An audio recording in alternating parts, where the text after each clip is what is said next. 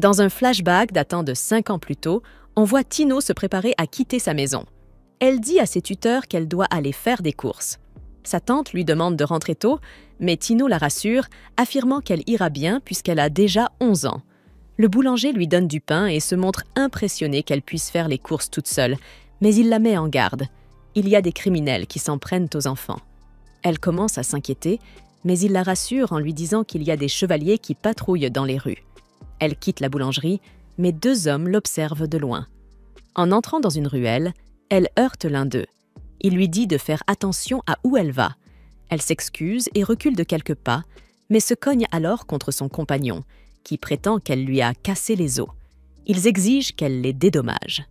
Tino tente de s'enfuir, mais il lui bloque le passage, et elle réalise qu'elle ne peut pas échapper. Épuisée, elle entend l'un d'eux lui dire que les chevaliers ne patrouillent pas dans les ruelles. Personne ne viendra la sauver. Ils s'apprêtent à l'emmener dans leur organisation quand soudain Cry apparaît. Il s'excuse de les interrompre et leur dit qu'il ne s'attendait pas à voir du monde ici.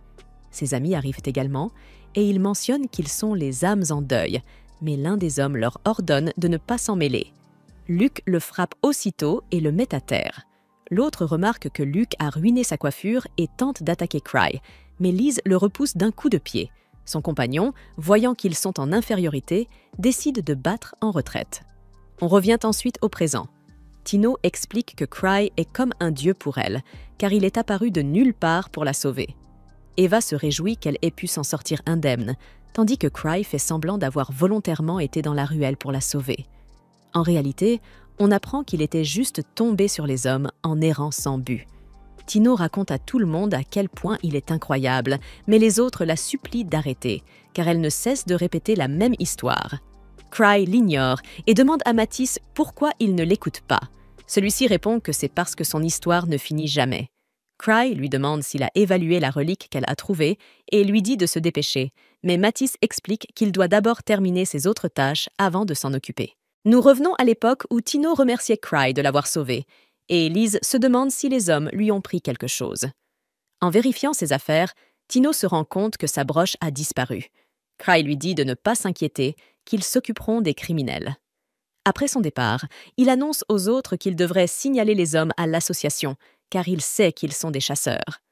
Citri, intrigué, lui demande comment il peut en être sûr, puisque leurs masques empêchèrent de voir leur visage. Cry prétend alors avoir utilisé son œil de l'esprit, mais en réalité, il a simplement fait une supposition hasardeuse. Il rencontre Gark pour la première fois. Celui-ci dit avoir entendu des rumeurs au sujet du groupe des âmes endeuillées, mais Cry ne se sent pas à l'aise avec lui, car son visage lui paraît effrayant. Kana les interroge à propos des hommes qui ont harcelé Tino. Cry explique qu'ils lui ont seulement volé sa broche, mais Gark souligne que cela reste une affaire grave et commence à poser des questions.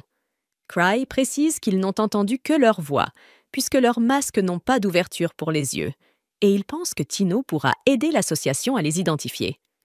Gark admet que ce ne sera pas facile de les attraper, car la capitale regorge de chasseurs, mais il remercie Cry pour son rapport et promet de collaborer avec les chevaliers pour capturer les criminels.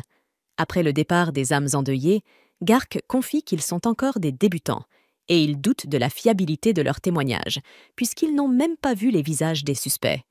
Mais Kana trouve admirable qu'un groupe de novices ait un sens aussi fort de la justice. Gark acquiesce, rappelant qu'ils doivent résoudre cette affaire et découvrir qui se cache derrière les enlèvements.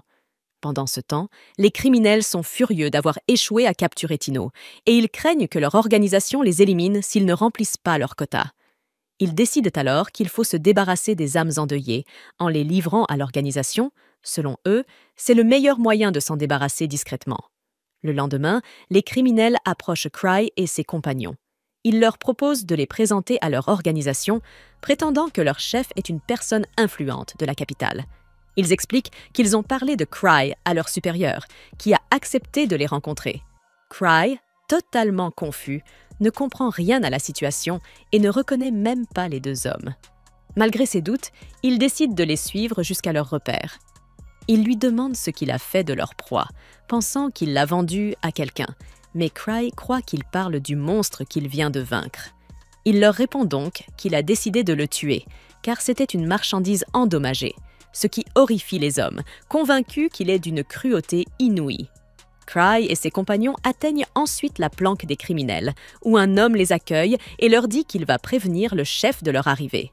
Cry observe les lieux, se demandant quel genre d'organisation ils ont devant eux. Lucia lui apprend alors que les hommes qui les ont guidés sont les mêmes criminels qui avaient harcelé Tino. Surpris, Cry garde malgré tout une attitude détachée, tandis que ses amis, plus lucides, se demandent quand les malfrats passeront à l'attaque. Le chef arrive enfin et leur propose de rejoindre son organisation, leur promettant des récompenses généreuses s'ils atteignent leur quota. Cry déclare qu'ils ont besoin de temps pour réfléchir, et le chef accepte, mais leur demande d'abord de regarder sa marchandise. Il tire un rideau, révélant plusieurs enfants enfermés dans des cages. Ils ont été enlevés et doivent être vendus aux plus offrants. Cry comprend aussitôt qu'il s'agit d'un réseau de trafiquants. Le chef, fier de son œuvre, explique qu'il compte agrandir son commerce et demande à Cry de se joindre à eux. Cry refuse catégoriquement, ce qui pousse l'un des hommes à tirer sur Luke. Le chef déclare qu'il l'a bien mérité puisqu'il avait blessé un de ses subordonnés. Mais à leur stupeur, Luke se relève et tranche le bras du chef d'un seul coup. Le chef, paniqué, ne comprend pas comment il est encore en vie après un tir en pleine tête. Luke lui explique calmement que son masque a arrêté la balle, et ses amis ajoutent qu'ils ont dépensé toutes leurs économies pour fabriquer ces masques ultra résistants. Le chef ordonne alors à ses hommes d'ouvrir le feu, mais Luke dévie les balles, et les compagnons de Cry se lancent dans la mêlée, neutralisant un à un les criminels. Les prisonniers, pris de panique, crient en voyant les projectiles frapper leur cage. Ansem se précipite pour les protéger avec son bouclier, tandis que Cry les couvre avec le rideau. Autour d'eux, ses amis anéantissent toute la bande. Le chef, blessé et terrifié, assiste impuissant à la chute de son organisation. Citri sort alors une bombe et la lui lance, mettant un terme au combat. Cry, reprenant son souffle, ajuste son masque et se rassure. Gark est déjà au courant de l'affaire, donc tout ira bien. Mais en baissant les yeux, il marche accidentellement sur la broche que Tino avait perdue. Le lendemain, on voit Cry lire le journal. L'article annonce que l'organisation criminelle a été détruite et que toutes les personnes disparues ont pu rentrer chez elles, saines et sauves. Il n'en revient pas que son équipe ait réussi à éliminer l'organisation qui semait le chaos dans la ville. Cependant, il sait que le public n'en saura rien, car Gark couvre leurs traces pour éviter toute complication. Citri vient l'informer qu'ils ont été convoqués par l'association, mais le groupe reste serein. Après tout, ils n'ont rien fait de mal. À leur arrivée, ils aperçoivent Tina, qui révèle qu'elle aussi a été convoquée pour témoigner de ce qu'elle a vu. Cry lui rend alors la broche qu'elle avait perdue, et elle le remercie avec un grand sourire, ravie de revoir tout le monde sain et sauf. Dans le présent, Tina appelle Cry son maître et affirme qu'elle est la fille la plus chanceuse du monde, car elle ne sait pas ce qu'elle serait devenue sans lui. Elle lui rappelle que c'est leur anniversaire de rencontre. Cela fait 5 ans qu'elle a fait la connaissance des Ames endeuillés. Déterminée, elle promet de travailler dur pour un jour les rejoindre officiellement. Tina emmène ensuite Cry près d'une ruine où elle lui montre un gigantesque trou dans le sol, lui demandant s'il pense qu'il pourrait y trouver des reliques anciennes. Cry reste sceptique et Citri confirme. Aucune perturbation du flux de mana ne laisse supposer la présence d'un artefact. Mais Tina, têtue, pense malgré tout qu'il y a quelque chose au fond, et avant qu'il ne puisse l'en empêcher, elle saute dans le trou sans hésiter. Citri explique alors que ce cratère a été creusé par le golem qu'il avait acheté lors d'une vente aux enchères, et que l'ancien repère de Cry se trouve justement sous les ruines, l'entrée étant déguisée en terrier de lapin des sables. Elle finit par repérer l'ouverture cachée et affirme qu'ils trouveront sûrement le laboratoire de recherche de la tour akashique à l'intérieur. Soudain, un homme étrange émerge du sol. Il se réjouit d'avoir fait une découverte extraordinaire concernant les lapins des sables, ce qui laisse Cry perplexe. L'inconnu se présente comme Eleko, chercheur spécialisé dans les lapins des sables, et déclare avoir appris quelque chose d'incroyable. Il leur montre le terrier de ces créatures et explique qu'il s'agit, selon lui, de la preuve de leur grande intelligence. Elles auraient réussi à fonder une véritable civilisation souterraine. Eleko est convaincu que le gigantesque trou est la marque de l'apparition de leur roi, et que cet endroit est leur capitale. Citri, sceptique, lui répond que les lapins des sables ne vivent même pas sous terre, ce qui remet toute sa théorie en question. Ils remontent à la surface, mais aperçoivent Tino fuyant pour sauver sa vie, poursuivi par un gigantesque lapin. Aleko pense alors qu'il s'agit du roi des lapins et se met à le poursuivre. Après cela, Cry retourne dans son bureau, où il découvre qu'il a une montagne de lettres à lire. Il dit à Eva de les ouvrir et d'envoyer des réponses génériques, en refusant toute demande. Il explique qu'il est trop occupé pour les lire lui-même, et Eva remarque qu'il n'a pourtant aucun planning prévu. Cry précise qu'il doit garder son emploi du temps flexible. Elle se demande s'il a trouvé une nouvelle relique, mais il indique qu'il utilise celle que Tino a découverte, que Matisse vient juste d'évaluer. Il révèle qu'elle s'appelle Mirage Form et qu'elle lui permet de créer et de contrôler des illusions, pouvant les projeter où il le souhaite. Pour s'amuser, il crée une copie de la tête d'Eva qui lui demande d'arrêter. Cry retire l'illusion et pense qu'il doit remercier Tino pour l'avoir trouvée. Pendant ce temps, on voit Liz interroger les chasseurs qu'elle a capturés, mais elle se rend compte qu'ils ignorent pour qui ils travaillent. Citri estime qu'ils ont simplement accepté ce job pour gagner de l'argent facilement. Liz pense qu'ils devraient se concentrer sur les vestiges de la tour akashique plutôt que de perdre du temps à interroger les chasseurs. Elle se demande s'il faut s'en débarrasser, mais Citri suggère qu'ils peuvent encore les utiliser à quelque chose. Elle leur propose de travailler pour elle, mais ils ne répondent pas. Liz les frappe et leur ordonne enfin de parler. On revient à Cry, qui s'excuse d'avoir mis Tino en danger. Mais elle estime que c'est sa faute, car elle n'avait pas réalisé qu'il s'agissait d'une de ses épreuves. Il lui propose de lui offrir une relique pour la remercier de la bracelet qu'elle lui a rendu. Liz suggère de lui donner quelque chose qui la rendra plus forte, car elle ne progresse pas bien pendant leur entraînement. Tino affirme qu'elle ne veut pas dépendre des reliques, mais Liz lui rappelle qu'elle a dû fuir face à un lapin des sables, preuve qu'elle est encore très faible. Cry réalise qu'elle a raison et décide donc d'utiliser une relique pour augmenter ses capacités physiques. Tino est excité de voir ce qu'il va lui donner, mais il lui montre le masque qui avait possédé Claire, ce qui la rend nerveuse. Cry lui rappelle que ce masque est tellement efficace que Claire avait pu rivaliser avec Arc. Tino refuse de l'utiliser, mais Liz la retient. Le masque ressent son désir de devenir plus forte et cherche à... Liz et Citri la poussent en avant, et le masque s'attache à son visage. Cry lui demande alors si elle va bien. Soudain, elle se jette sur lui et ordonne à Liz et Citri de rester à l'écart, affirmant qu'ils ne sont pas dignes d'être près de lui. Furieux, ils se préparent à l'affronter. Peu après, Gark informe Cry qu'Earl Gladys a un travail pour lui. Il précise que c'est dangereux, mais qu'il devrait accepter en raison de la récompense importante. Cry dit qu'il n'est pas intéressé, mais Gark lui rappelle son quota, notant qu'il n'a pas accepté de mission depuis un certain temps. Connor le prévient qu'il sera exclu de l'association s'il refuse, et Cry comprend qu'il n'a pas le choix.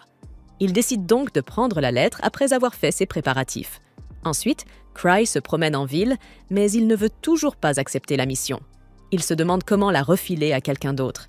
Il rencontre deux inconnus qui lui disent vouloir lui parler, et il accepte de prendre un thé avec eux. L'un d'eux lui conseille de se retirer de l'affaire, précisant qu'Akasha était leur proie, mais Cry n'a aucune idée de ce dont il parle.